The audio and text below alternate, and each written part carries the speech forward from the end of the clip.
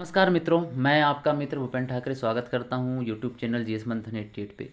और आज का जो हमारा टॉपिक है वो है भारत बांग्लादेश संबंध। और आज का जैसे घटनाक्रम घटा बांग्लादेश में,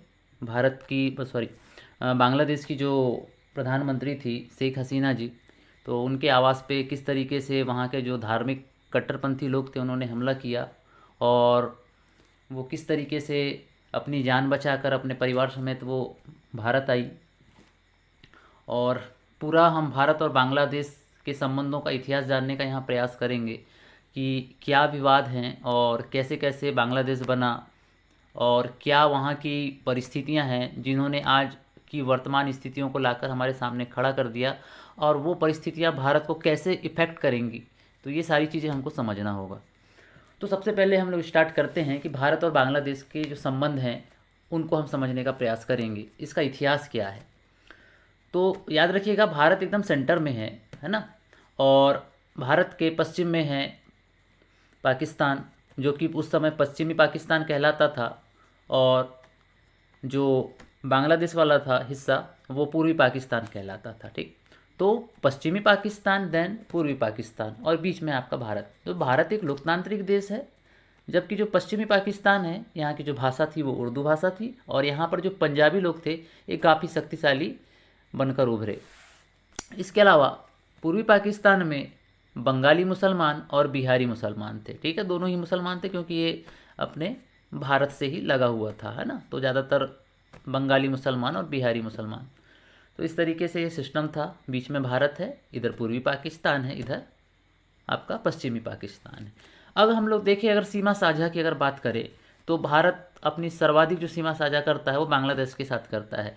4096 वर्ग किलोमीटर का जो क्षेत्र है वो हम बांग्लादेश के साथ में साझा करते हैं। ठीक, अब हम लोग यहाँ देखते हैं कि दोनों पाकिस्तान में लोकतंत्र की मांग उठने लगी। दोनों ही पाकिस्तान में, चाहे वो पश्चिमी पाकिस्तान में हो चाहे वो पूर्वी पाकिस्तान में। ठीक, तो पश्चिमी पाकिस्तान में जुल्फ़िकार अली भुट्टो, इन्होंने एक पार्टी बनाई, पाकिस्तान पीपल्स पार्टी। और पूर्वी पाकिस्तान में हम लोग देखते हैं शेख मुजब्बिर रहमान, जिन्होंने आवामी लीग की स्थापना की। ठीक, तो 1971 में प्रथम लोकतंत्र चुनाव हुए। जो पश्चिमी पाकिस्तान था यहाँ पर क्या हुए, पहले लोकतंत्र के चुनाव हुए, और जो सर्वाधिक वोट पूरे पाकिस्तान में मुजब्बिर रहमान को मिले थे। याद रखेंगे, पूरे पाकिस्तान में सबसे ज़्यादा अगर वोट किसी को मिला यहाँ पर तो ये मुजब्बिर रहमान को मिले। लेकिन ये राजनीतिक षड्यंत्र के चलते, या आप कह लीजिए जो आपसी जलन थी जुल्फ़िकार अली भुट्टो की शेख मुजब्बिर रहमान से, तो वह उन्होंने क्या काम किया, शेख मुजब्बिर रहमान को फांसी दिलवा दी। ठीक, तब जाकर क्या हुआ कि जो पूर्वी पाकिस्तान था वहाँ पर क्रांति का प्रसार हो गया। ऑब्वियसली जब यहाँ के नेता को मार दिया गया तो यहाँ के लोगों में एक जनाक्रोश की भावना पनपने लगी। ठीक, और यहाँ पर शक्ति वाहिनी का गठन हुआ। कहाँ पर, पूर्वी पाकिस्तान में। काय का गठन हो गया, पूर्वी पाकिस्तान में। काय का गठन, शक्ति वाहिनी का। तब पाकिस्तान सरकार ने अपने ही नागरिकों का दमन किया। तब वहाँ से लोग भागकर भारत के उत्तर पूर्वी क्षेत्र में आ गए। मतलब पूर्वोत्तर भारत में जो हैं बहुत सारे शरणार्थी, रिफ्यूजी लोग आ गए, है ना। जब वहाँ क्या हुआ कि जो पाकिस्तान की गवर्नमेंट थी वो वहीं के लोगों का क्या करने लगी, दमन करने लगी, क्योंकि वो क्रांति कर रहे थे, है ना। तो जब क्रांति कर रहे थे तो वहाँ की गवर्नमेंट ने जब इनका दमन किया तो ये भाग कर किधर आए, भारत आए, और भारत में शरणार्थी के रूप में आए। और भारत के जो पूर्वोत्तर वाले क्षेत्र हैं ये वहाँ आकर शरणार्थी के रूप में बस गए। और भारत ने यूएसए से मदद मांगी, यूनाइटेड स्टेट ऑफ अमेरिका से, लेकिन अमेरिका ने भी अपना पिछवाड़ा दिखा दिया। अब बात यहाँ से हम लोग देखते हैं, बांग्लादेश का निर्माण पंथ निरपेक्षता, लोकतंत्र और समाजवादी मूल्यों की विजय थी। कुल मिलाकर 1971 में भारत की मदद से बांग्लादेश को पाकिस्तान से मुक्ति मिली और पूर्वी पाकिस्तान बन गया बांग्लादेश। ठीक है, और भारत ने इसमें काफ़ी ज़्यादा मदद की, और इस उद्देश्य से वहाँ पर बांग्लादेश का निर्माण किया गया कि उसके जो मूल्य रहेंगे वो पंथ निरपेक्षता, लोकतंत्र और समाजवादी, ये इसके मूल्य रहेंगे। ऐसा मानकर वहाँ पर इन मूल्यों की स्थापना की गई और सरकार बनाई गई। कुल मिलाकर जो सैनिक शासन था उसकी समाप्ति हो गई, और जो द्विराष्ट्र का जो सिद्धांत था वो भी समाप्त हो गया। ठीक है, मतलब टू नेशन की जो थ्योरी है वो गलत हो गई यहाँ पर। तो भारत ने बांग्लादेश बनाकर सैनिक शासन का भी अंत कर दिया और द्विराष्ट्र का जो सिद्धांत था उसको भी समाप्त कर दिया, और उसके साथ ही इन मूल्यों को डाल दिया, पंथ निरपेक्षता, लोकतंत्र और समाजवादी। मतलब भारत में जो व्यवस्था थी वही व्यवस्था भारत ने पूर्वी पाकिस्तान को आज़ाद कराकर जो बांग्लादेश बनाया उसमें इन मूल्यों के बीज बो दिए। 1972 भारत और बांग्लादेश थोड़ा सा देखते हैं। 1972 के आसपास का जो है, 1972 में 20 वर्षों की मित्रता व शांति की संधि हुई, क्योंकि 1971 में बांग्लादेश बना। 1972 में भारत और बांग्लादेश के बीच में 20 वर्षों की मित्रता व शांति की संधि हुई, 20 सालों के लिए। भारत ने आधारभूत संरचना, सैन्य विकास और आर्थिक विकास में बांग्लादेश की मदद की। ठीक है, तो छोटा भाई है तो मदद करनी पड़ेगी।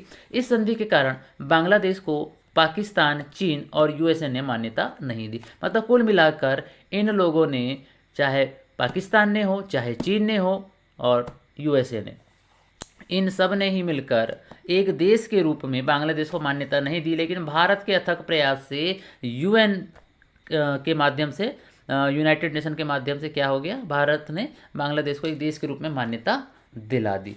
लेकिन ये सब किनको खटक रहे थे, पाकिस्तान को और चीन को, और उस समय यूएसए को भी खटक रहे थे। अभी तो यूएसए हमारे पाले में आ गया है ना।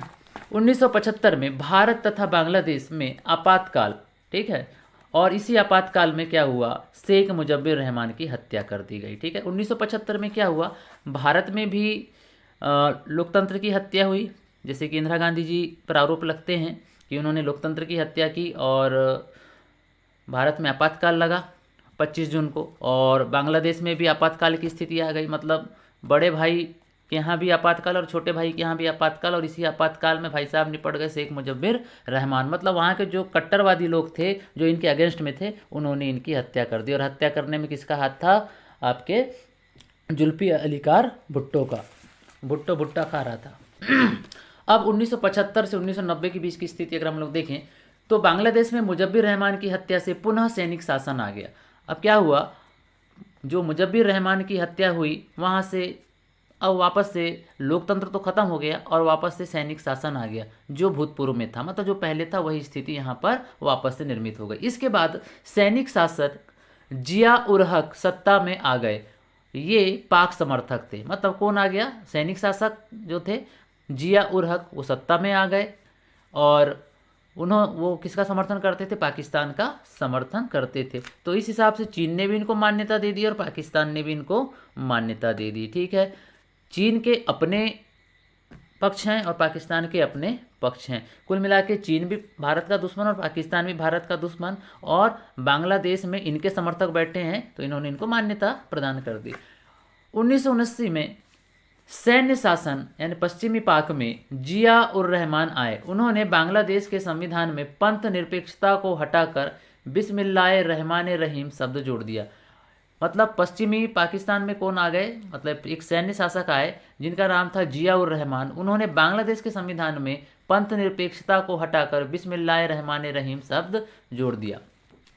बांग्लादेश में इस्लाम को राजकीय धर्म घोषित कर दिया गया। अब आप देख लो, बांग्लादेश को मतलब इस्लाम को वहाँ का राजकीय धर्म घोषित कर दिया गया। 1990 के बाद की स्थिति देखें तो बांग्लादेश में लोकतंत्र की बहाली के लिए दो दल यहाँ पर सामने आए। मतलब दो दलों का यहाँ पर उदय हुआ और उन्होंने बहाली के प्रयास भी कुछ हद तक किए। मतलब दो दल आए, हालांकि दोनों ने प्रयास नहीं किए क्योंकि दोनों अपने अपने हिसाब से चीज़ों को वो देख रहे थे। लेकिन जो आवामी लीग था वो थोड़ा सा सॉफ्ट नेचर का था। तो एक था बीएनपी मतलब बांग्लादेश नेशनल पार्टी और दूसरी थी आवामी लीग। तो बांग्लादेश नेशनल पार्टी में थी खालिया जिया जो कि भारत विरोधी नीति रखती थी, जबकि आवामी लीग में थी शेख हसीना और ये भारत समर्थक थी। और याद रखिएगा जो शेख हसीना है ये शेख मुजब्बिर रहमान की बेटी हैं और अभी वर्तमान तक ये 3 बार प्रधानमंत्री रह चुकी हैं। बहुत अच्छी लेडी हैं और ये धार्मिक कट्टरवाद के सख्त खिलाफ हैं। लेकिन वहाँ के जो सुअर लोग हैं वो धार्मिक कट्टरवाद है, बकरा खा खा के उनका दिमाग सड़ गया है। 1996 में गंगा के पानी का ऐतिहासिक बंटवारा पर समझौता। ठीक है, 1996 में क्या हुआ, गंगा के पानी का जो ऐतिहासिक बंटवारा था उस पर समझौता हुआ। हालांकि ये विवाद हमेशा रहा है ना, गंगा के पानी को लेकर, उसके बंटवारे को लेकर भारत और बांग्लादेश में ये कुछ विवाद थे। तो 1996 में जो है इन दोनों के बीच में समझौता हुआ। 1996 से 2006 तक बीएनपी का शासन रहा, मतलब किसका, बांग्लादेश नेशनल पार्टी का शासन रहा, तथा इसके सहयोगी जमायते इस्लामी थे, मतलब इसके सहयोगी थे एक जमायते इस्लामी। 2001 के बाद बांग्लादेश में धार्मिक कट्टरवाद में तीव्र बढ़ोतरी हुई। कब? 2001 के बाद। अमेरिका पर हमला हुआ तो अफगानिस्तान पर यूएसए ने रेड मारी। ठीक, यहीं पर था आपका अफगानिस्तान में कौन, ओसामा बिन लादेन, और ओसामा बिन लादेन ने अमेरिका पर हमला किया तो यूएसए ने क्या काम किया कि अफगानिस्तान में रेड मार दिया। अब अफगानिस्तान में जब रेड मारी तो जो कट्टरपंथी थे वहाँ के अफगानिस्तान के, तो उन्होंने बांग्लादेश को अपना नया ठिकाना बना लिया। मतलब ये हरामखोर निकल के कहाँ चले गए, बांग्लादेश, और ये बांग्लादेश को अपना नया ठिकाना इन्होंने बना लिया। 2008 में आवामी लीग का शासन आया तथा दोनों देशों के बीच पुनः मित्रतापूर्ण संबंध शुरू हो गए। 2008 में वापस से आवामी लीग आई और क्या हुआ, वहाँ पर वापस से भारत के बेहतर संबंध होगा, क्योंकि कौन आ गया सत्ता में, आवामी लीग की जो शेख हसीना है, शेख मुजब्बिर रहमान की बिटिया, वो वापस आ गई और भारत के उनके संबंध बहुत अच्छे हो गए। ठीक, और वो बहुत अच्छी लेडी हैं जो कि धार्मिक कट्टरवाद के सख्त खिलाफ है। लेकिन वहाँ पर बांग्लादेश में कुछ ऐसी परिस्थितियाँ हैं, मतलब वहाँ का जो खून है, उनके खून में कुछ ऐसे वायरस हैं जो कट्टरवाद को जन्म दे रहे हैं, और वही कट्टरवाद है जो कि आरक्षण की आड़ में आया है ना। और ये एक ज्वलंत मुद्दा भी भारत के लिए भी एक प्रकार से नासुर घाव बन सकता है, क्योंकि पड़ोसी का कोई विकल्प आपके पास में मौजूद है नहीं। अगर पड़ोसी के यहाँ कोई घटना घटती तो उसका कुछ ना कुछ प्रभाव हम पर जरूर पड़ेगा, कुछ ना कुछ नहीं, क्योंकि यहाँ तो बहुत गहरा प्रभाव पड़ेगा, क्योंकि भारत एक विशालकाय देश है और भारत के लिए बहुत सारी समस्याएं यहाँ पर पड़ी हुई हैं। बांग्लादेश बैठा है, पाकिस्तान बैठा है, चीन बैठा हुआ है, और बांग्लादेश की जैसी स्थिति है वर्तमान की, तो उसका बहुत कुछ असर हमारे हिंदुस्तान में पड़ सकता है। बिल्कुल आप ये मान के चलिए, आने वाले समय में हिंदुस्तान में भी बहुत ज़्यादा उठापटक हो सकती है, क्योंकि वहाँ के शरणार्थी फिर यहाँ पर आएंगे और हिंदुस्तान की मुश्किलें बढ़ाएंगे। आर्थिक रूप से भी भारत को बहुत ज़्यादा सामना करना पड़ेगा, और हर लिहाज से भारत के लिए यहाँ पर समस्याएं उत्पन्न होंगी। अब विवाद के कारण क्या क्या रहे हैं इतिहास में हम लोग देख लेते हैं, और इन सारे विवादों को हम बड़े डिटेल से और बड़े विस्तार के साथ में नेक्स्ट वीडियो में कवर करेंगे। आज मेरा उद्देश्य सिर्फ आपको भारत और बांग्लादेश के बीच जो संबंध हैं उनकी एक पृष्ठभूमि तैयार करके आपको देना था, जो मैंने आपके सामने रख दी है, और आप शायद सारी चीज़ों को इंटरकनेक्ट कर पा रहे होंगे, है ना। तो विवाद के कारण क्या है, सबसे पहले हम लोग देखते हैं फरक्का बैराज विवाद, इसके अलावा तिपाई मुख विवाद है, तिस्ता नदी विवाद है, न्यूमर द्वीप विवाद है, सीमा विवाद है, अवैध घुसपैठ विवाद है, और अंतः क्षेत्र विवाद है, मतलब इसको इनक्लेव कहते हैं। क्या कहते हैं? इनक्लेव मुद्दा। तो इस तरीके से ये कुछ चीज़ें रहीं, और एक ज्वलंत मुद्दा आज हमारे सामने उपस्थित हो गया है। हिंदुस्तान के लिए भी एक बहुत बड़ी समस्या है, जिस तरीके से वहाँ पर तख्ता पलट हुआ है बांग्लादेश में, और शेख हसीना जैसे भारत में आई हैं, तो कुछ ना कुछ अब ये भारत इस पर क्या एक्शन लेता है ये तो देखने वाली बात रहेगी।